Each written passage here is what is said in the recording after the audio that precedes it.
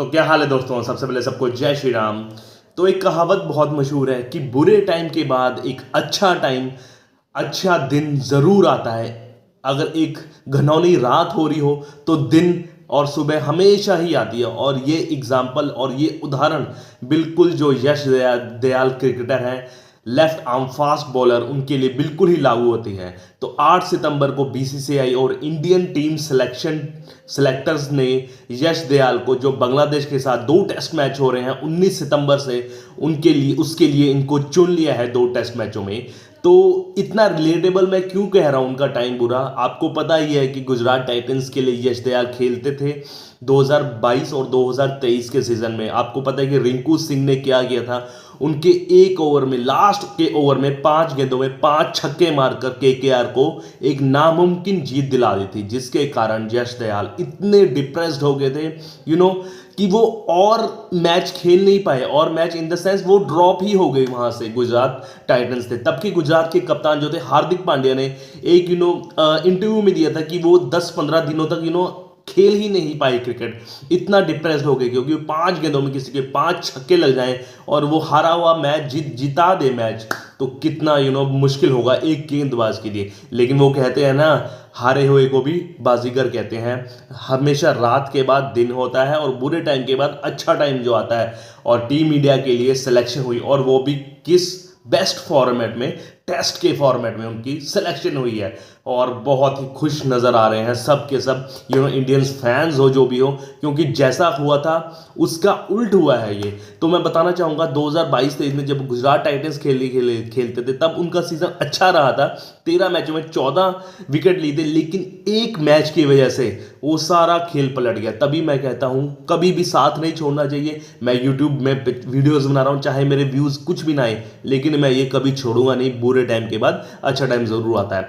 फिर वो आरसीबी में रॉयल चैलेंजर्स बेंगलोर में पिक हुए और वहां पर उनका प्रदर्शन आप देख लीजिए। 15 मैच में हाईएस्ट विकेट टेकर रहे आरसीबी के लिए, 18 विकेट लिए। और जो आरसीबी पिछले सीजन में पहले 5 या 6 मैच गंवा चुकी थी और प्लेऑफ से लगभग बाहर हो गई थी, तो इतनी अच्छी परफॉर्मेंस के बावजूद 6 मैच कंसेक्यूटिव लगातार जीत गई और प्लेऑफ तक पहुंची, जिसमें यश दयाल का बहुत ही अच्छा हाथ रहा था वो प्लेऑफ में पहुंचाने के लिए आरसीबी के लिए। तभी वहां से दिन पलटे और फिर फर्स्ट क्लास में रणजी ट्रॉफी में भी बहुत अच्छा प्रदर्शन रहा यश दयाल का। 24 मैचों में इन्होंने 76 विकेट लिए, 28.89 की एवरेज से, 28.89 की एवरेज से इन्होंने विकेट लिए। और बेस्ट फिगर रहा 5 विकेट लिए इन्होंने 48 रन पर। और हालिया में जो दिलीप ट्रॉफी भी हो रही है ना, उसमें भी उनका प्रदर्शन शानदार रहा। इंडिया बी की तरफ से खेली, इंडिया बी ने इंडिया ए को हरा दिया और उसमें भी इनका 4th इनिंग्स में थे। बॉलिंग परफॉर्मेंस बहुत ही तगड़ा रहा।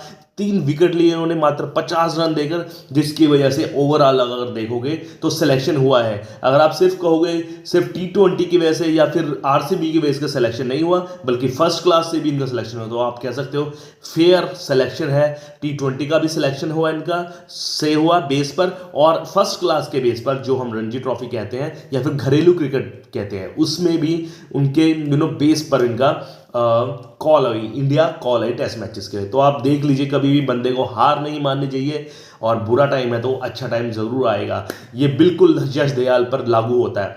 और एक और कहानी बताना चाहूंगा, ऐसा ही स्टुअर्ट ब्रॉड के साथ हुआ था जब युवराज सिंह ने उनको T20 में 6 छक्के मारे थे ना, तो उसके बाद भी उन्होंने लेकिन अपना मोराल नहीं छोड़ा। और देख लीजिए 600+ टेस्ट विकेट लेकर Stuart Broad one of the best fast bowler की लीग में आते हैं। तो यही कहना चाहूंगा मैं, कभी भी अपना मनोबल ना गिराओ, हमेशा पॉजिटिव सोचो, तभी आपको भगवान आपकी मदद करेगा। और इसी खबर के लिए मैं कहता हूं कि आप मेरे चैनल को लाइक से सब्सक्राइब कीजिए, वीडियो को शेयर कीजिए और कमेंट डाउन कीजिए कि आपको मेरी वीडियो कैसी लगती है और क्या उसमें और मैं चेंज ला सकता हूं। तब तक के लिए जय श्री राम, ओके बाय।